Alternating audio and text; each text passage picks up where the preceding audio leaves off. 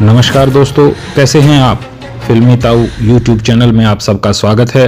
तो आज हम रिव्यू करेंगे breathe into the shadows web series को। और अमेजन प्राइम ने अपनी पिछली वेब सीरीज ब्रीद की सफलता को भुनाने का पूरा प्रयास इस वेब सीरीज में भी किया है, लेकिन ब्रीद तथा ब्रीद इनटू द शैडोज का एक दूसरे से कोई लेना देना नहीं है। जिस साथी ने पिछली वेब सीरीज ब्रीद को नहीं देखा है तो वह भी इस सीरीज को देख सकता है बिना किसी इंटरप्शन के। और मैं यह भी कहना चाहूंगा कि ब्रीद को भी एक बार आप जरूर देखें, क्योंकि वो बेहतरीन वेब सीरीज में से एक है, उसे मिस बिल्कुल ना करें। तो अब हम बात करते हैं breathe into the shadows web series की।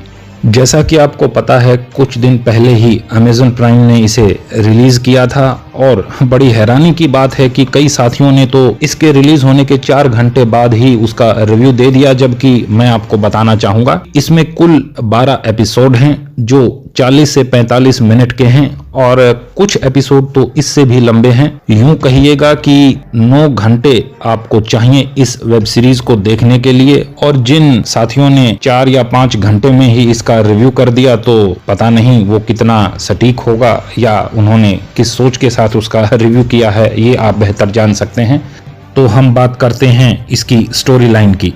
साथियों, अभिषेक बच्चन और नित्या मेनन का एक परिवार है और उनकी एक प्यारी सी बेटी है जिसका किडनैप हो जाता है और उसी को ढूंढने के पीछे सारी कहानी है। लेकिन इसके अंदर काफी ट्विस्ट एंड टर्न हैं, आपको जो कहानी देखने पर पता लगेंगे, क्योंकि कहानी में एक के बाद एक मर्डर होते रहते हैं और उन मर्डर को सुलझाने की गुत्थी क्राइम ब्रांच को दे दी जाती है। अमित साध ने कबीर सावंत का रोल प्ले किया है, जो क्राइम ब्रांच में ऑफिसर हैं और वो एक के बाद एक जो मर्डर हो रहे थे उनकी गुत्थी को सुलझाने में लग जाते हैं। क्या वो इस गुत्थी को सुलझा पाते हैं?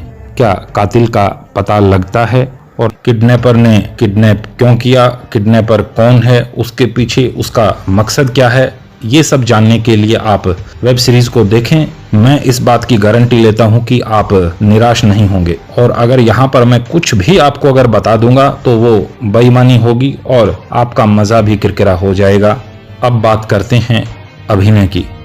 अभिषेक बच्चन ने एक लंबे समय के बाद वापसी की है और इस सीरीज में उनकी मेहनत दिखाई देती है। उनकी पत्नी के रूप में नित्या मेनन ने भूमिका निभाई है और उन्होंने भी अच्छा अभिनय किया है। दूसरी तरफ बात करें अमित साध की, तो अमित साध ने क्राइम ब्रांच के एक अधिकारी की भूमिका निभाई है और अपने किरदार में वो बिल्कुल फिट बैठते हैं।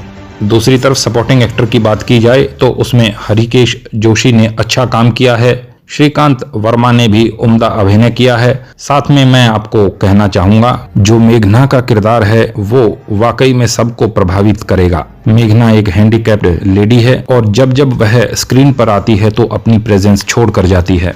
तो साथियों, मैं आप सबको रेकमेंड करूंगा कि इस वेब सीरीज को एक बार अवश्य देखें। आपको अभिषेक बच्चन में अमिताभ बच्चन की झलक देखने को मिलेगी और कई जगह तो आपको बिल्कुल एहसास ही नहीं होगा कि यह अमिताभ बच्चन हैं या अभिषेक बच्चन हैं। मयंक शर्मा ने शानदार निर्देशन किया है। स्टोरी तथा स्क्रीन प्ले भी मयंक शर्मा ने लिखा है। हाँ, कहानी थोड़ी लंबी जरूर है, इसे थोड़ा छोटा भी किया जा सकता था। और अगर बात की जाए आखिरी की 2 एपिसोड, मैं कहूंगा कि वहां पर थोड़ी सी जल्दी कर दी इसको खत्म करने की, क्योंकि मेरे ख्याल से निर्देशक को लगा होगा कि वाकई में थोड़ी सी लंबी यह सीरीज हो गई है तो इसको जल्दी से समेट दिया जाए। बस वहां पर थोड़ी सी कमी खलती है। यहाँ पर इसको और 1 या 2 एपिसोड और लंबा किया जा सकता था, बशर्ते पहले के एपिसोड अगर थोड़े छोटे किए जाते तो 12 एपिसोड के भीतर आराम से कहानी को समेटा जा सकता था। लेकिन उसके बावजूद भी अच्छी कहानी है, सस्पेंस तथा साइकोलॉजिकल ड्रामा है जो निश्चित तौर पर आपको पसंद आएगा।